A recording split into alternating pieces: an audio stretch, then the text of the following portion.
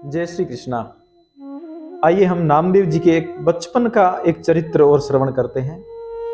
जब नामदेव जी छोटे थे तो उनके नाना जी वामदेव जी वो भगवान की पूजा करते थे।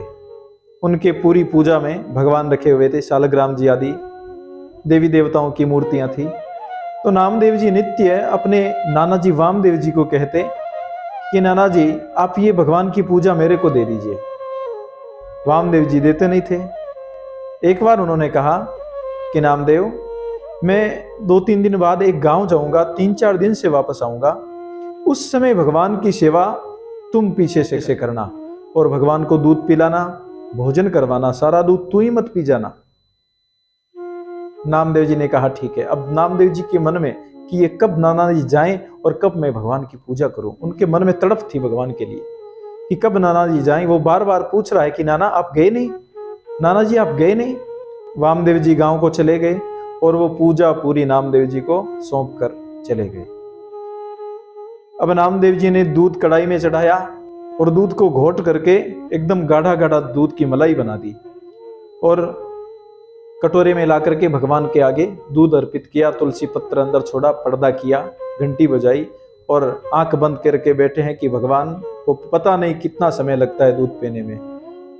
अब नामदेव जी बैठे हैं और भगवान ने दूध नहीं पिया। समय व्यतीत हुआ थोड़ा, नामदेव जी ने पर्दा हटाया, दूध देखा तो दूध वैसा का वैसा ही पड़ा है।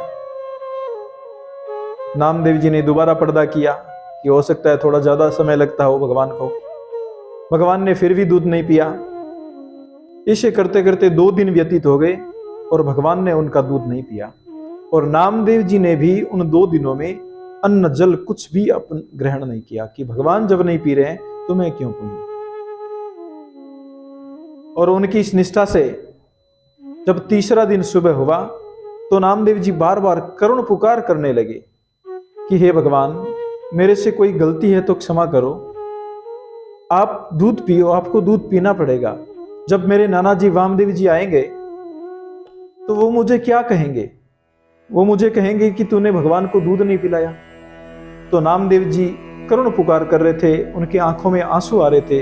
जब नामदेव जी बहुत ज्यादा रोए तो भगवान ने देखा कि भाई भक्त के पास अब जाना पड़ेगा। तो भगवान आए और दूध पी रहे हैं। नामदेव जी ने कहा कि हाँ आज प्रभु आए हैं और आज दूध पी रहे हैं। तो जब प्रभु भगवान दूध पी रहे हैं तो थोड़ा सा दूध बचा है तो नामदेव जी ने कहा अरे मेरे लिए भी छोड़ो, थोड़ा प्रसाद मेरे को नाना जी नित्य पिलाते हैं भगवान के बाद में। तो भगवान ने कहा ठीक है लो जी आप पियो प्रसाद।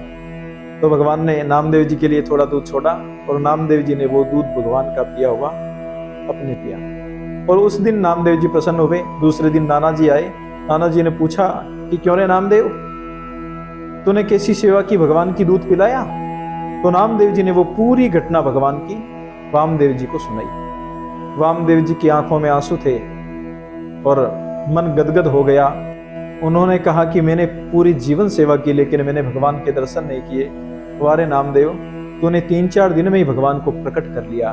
तुम्हारी जो ये निष्ठा है वह वंदनीय है। दूसरा दिन हुआ तो वामदेव जी ने कहा कि तुम्हारे भगवान को बुलाओ। अब नामदेव जी पुनः भगवान को बुला रहे हैं, भगवान नहीं आ रहे हैं। लेकिन नामदेव जी ने हट कर लिया कि नहीं आप तो दूध तो आकर के आपको पीना ही पड़ेगा। नामदेव जी के हट पर पुनः भगवान आए और उस दूध को पिया और प्रत्यक्ष रूप में भगवान नामदेव जी और वामदेव जी दोनों को दर्शन दिया। भगवान ने यह सिद्ध कर दिया कि मैं भक्ति के द्वारा लगाया हुआ प्रसाद ही ग्रहण करता हूँ। भक्ति के बिना मेरे को आप 56 भोग खिलाओ तो भी मैं वो प्रसाद नहीं ग्रहण करता। इसी प्रकार कर्मा ने भगवान को खिचड़ा खिलाया था। भगत के वश में है भगवान तो भगत के वश में है। उनको कोई पदार्थ या वस्तु नहीं चाहिए, भगवान को तो सिर्फ भक्त का मन चाहिए और वो मन शुद्ध मन अगर हो तो भगवान आकर के भक्त का सारा कार्य संभाल लेते हैं। जय श्री कृष्णा, जय श्री।